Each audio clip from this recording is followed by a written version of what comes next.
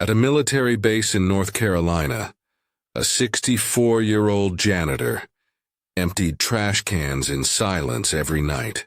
No one knew his name. No one asked about his past. He was invisible, but when their Korean translator called in sick minutes before a critical meeting, someone remembered hearing the janitor speak on the phone. What happened next stunned everyone on base. Before we dive in, tell us in the comments, where in the world are you watching from? Fort Bragg, North Carolina. Tuesday morning, 8:30. Captain Desmond Richards was having the kind of morning that started normal and quickly unraveled. In 45 minutes, South Korean supply officers were arriving for their quarterly logistics meeting. Nothing glamorous, just equipment shipments, maintenance schedules, the usual coordination work that kept international partnerships running smoothly. Then his phone rang. It was Ms. Park, the contract interpreter they used for these meetings. She was sick, the flu. She couldn't make it. Richards felt his stomach drop. He tried Google Translate, typing in a few phrases. The translations came out awkward and robotic, useless. He walked into the hallway, asking everyone he passed, "Anyone here speak Korean?" The answer was always the same. "No, sorry. Sir, nope." His sergeant suggested they reschedule, but Richards knew how that looked. Unprofessional. Like they didn't have their act together. Then a junior clerk mentioned something. "Sir, doesn't the night janitor speak some Asian language?" "I've heard him on the phone before." The night janitor. Richards barely knew him. Older guy, quiet, always working late. He found Marcus Liu emptying a trash bin in the west corridor. Gray hair, 64, wearing a blue maintenance uniform. Richards approached, desperate. "Excuse me, do you speak Korean?" Marcus looked up from his work, calm and unhurried. "Yes, sir. I do." Richards felt a spark of hope, but tempered it immediately. "How well?" "We have South Korean officers arriving in less than an hour for a logistics meeting. Our interpreter is sick." Marcus set down the trash bin carefully. "I was stationed at Camp Humphreys for 3 years, sir. Then I taught Korean and Mandarin at the Defense Language Institute for 6 years. But I should be honest. I haven't used it regularly in about 8 years. I'm rusty." Richards didn't care about rusty. Rusty was better than nothing. "Can you help us?" "Please," Marcus nodded. "I'll do my best, sir. Just understand, if it gets too technical, I might need them to slow down or repeat things." 40 minutes later, the South Korean officers arrived. Major Kim and 2 supply sergeants. They were professional, courteous, there to review shipment schedules and maintenance protocols. Marcus stood near the conference table, feeling strangely out of place in his maintenance uniform, among officers in crisp dress. Captain Richards introduced him simply as our translator for today. Major Kim greeted everyone in English, then turned to Marcus and spoke in Korean. Marcus responded, his accent noticeable but functional.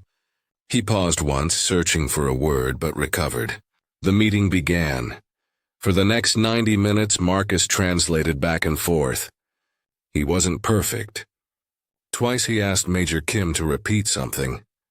Once he didn't know the Korean term for hydraulic coupling, and had to describe it, the connecting piece for fluid pressure systems. Major Kim laughed, supplied the word, and they moved on. It wasn't seamless, but it worked. The meeting ended successfully. Shipment schedules were confirmed. Maintenance timelines were agreed upon. As the Korean officers prepared to leave, Major Kim approached Marcus. "You learned Korean in the Army." Marcus nodded.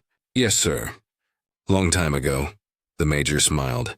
"Your Korean is good. Better than many professional translators I've worked with. You understand context, not just words." Marcus thanked him quietly. After they left, Captain Richards exhaled for what felt like the first time in 2 hours. "Marcus, you just saved us from a very embarrassing situation."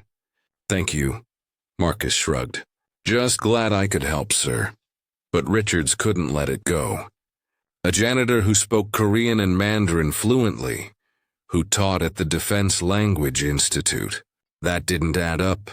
Later that afternoon, he mentioned it to his commanding officer, Lieutenant Colonel Andrea Moss. She was intrigued, but didn't act immediately. She made a mental note, filed it away. 2 weeks passed. Marcus went back to his normal routine, emptying trash, mopping floors, working nights when the base was quiet. He didn't think much about the meeting. It was just one afternoon. Then Colonel Moss called him into her office. Marcus wondered if he was in trouble, if maybe he had overstepped somehow.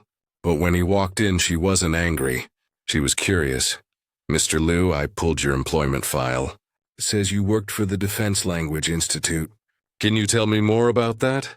Marcus sat down, a little uncomfortable with the attention. Yes, ma'am. I was an instructor there from 1988 to 1994. Taught Mandarin and Korean to military personnel, mostly officers going to Asia for liaison or intelligence work. And after that, I transitioned to a civilian position, GS-11, Cultural Advisor for Pacific Command. I wrote briefing papers, helped officers understand Chinese and Korean military culture. Did that until 2016. What happened in 2016? Marcus's face changed slightly, a flicker of something. Loss, maybe, or resignation. Budget cuts, ma'am. My position was eliminated. They offered a buyout package. I took it, Moss nodded slowly. And then? My wife got sick. Multiple sclerosis. It progressed quickly. Medical costs added up. I applied for consulting jobs, teaching positions. Got interviews, but no offers. Eventually, I needed steady income. The janitorial contractor here hired me. No interviews, no questions. Just a background check. There was a silence in the office. Not uncomfortable, just heavy with understanding. Moss spoke carefully. Mr. Liu, we have a visiting Chinese delegation coming in 2 weeks. They're touring base facilities. We usually pay a contract interpreter $400 for a half day. Would you be willing to do it? I'll clear it with your supervisor. You'd be compensated at the standard contract rate, $50 an hour. Marcus blinked. That was more than he made in an entire day cleaning. Yes, ma'am. I'd be happy to. The delegation visit went smoothly. Marcus escorted the Chinese officers, translating naturally, explaining cultural nuances, making both sides comfortable. The Chinese officers relaxed around him in a way they didn't with typical interpreters. He understood not just language but context, protocol, the unspoken rules that governed military interactions. Colonel Moss watched from a distance. She saw something the base was wasting. Expertise, experience, institutional knowledge that was currently being used to empty trash bins. Over the next 3 months, Marcus was called on 4 more times. Each time he was paid the contract rate. Each time he proved invaluable. Colonel Moss did the math. The base paid contract interpreters $15,000 to $20,000 annually for routine work. Work Marcus could handle. She decided to create a part-time position, language services assistant, 20 hours a week, GS-7 pay scale, about $38,000 annually. But there was a problem. The base's HR office explained that creating a new position required approval from Installation Management Command. That process took months, and even then the position would have to be posted publicly. Marcus couldn't just be given the job. Mr. Dennis Howard, the civilian personnel officer, was apologetic but firm. Ma'am, I understand your reasoning, but we have to follow regulations. The position must be competed. Mr. Liu would have to apply along with anyone else. Moss was frustrated but understood. Rules existed for a reason. So they found a workaround, not illegal, just creative. There was a vacant administrative assistant position that had been unfilled for months. They reclassified it as a language services role. It wasn't elegant, but it was legitimate. The position was posted. Marcus applied, along with 2 other candidates. He was interviewed by a panel. 2 weeks later, he got the call. The job was his. Marcus Liu, at 64, started his new position on a Monday morning. It was part-time, 20 hours a week, so he kept his janitorial job for another 15 hours to make ends meet. Between both, he was finally making a decent living again. His role was simple: translate routine documents, escort visiting officers, attend meetings when needed. No international crises, no dramatic moments, just steady, useful work. Some younger officers were skeptical at first. Captain Jen Park, a 29-year-old West Point graduate who grew up speaking Korean at home, worried Marcus might make cultural mistakes, but after working with him on a contract review, she changed her mind completely. "You caught something in the honorific language I would have missed," she told him. "I speak Korean, but you understand the military culture behind it." Marcus smiled. That's the difference between speaking a language and living in it. They developed mutual respect. Marcus didn't try to take over or prove anything. He did his job, offered guidance when asked, and went home.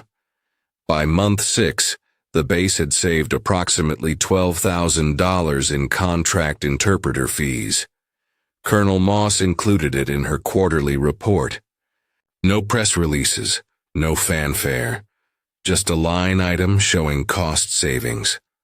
One day at lunch, Marcus mentioned his situation to other veterans working on base. 3 of them had similar backgrounds: former intelligence analyst, former supply sergeant, former medic. None of them thought to mention their skills because, as one put it, "Who cares what we used to do?" Marcus encouraged Carl Jennings, a 58-year-old former intelligence analyst, to apply for a part-time data analysis position he'd seen posted. Carl was skeptical. "I've been out 8 years, technology's changed." "You know how to find patterns," Marcus said. "That doesn't change." Carl applied. He didn't get that specific job, but the interview led to something else: a part-time contractor position reviewing security logs. It paid better than janitorial work. Not a miracle, just an improvement. Over the next year, 2 other veterans found similar opportunities. Not because of any formal program, just because Marcus's example showed them it was worth trying. 1 year later, Marcus still worked both jobs. He lived in the same modest apartment. He wasn't wealthy, just comfortable. One evening, as he was leaving, Colonel Moss stopped him in the hallway. "Marcus, I wanted you to know. The installation commander mentioned your work in his annual report. Said you're an example of maximizing existing human capital." Marcus smiled slightly. "Fancy words, ma'am." "I know." But he noticed. That matters. Marcus walked to his pickup truck, tired, but satisfied. Not because he was special, not because someone rescued him, but because he was useful again. Because his skills, his experience, his years of service, they still mattered, and sometimes that was enough.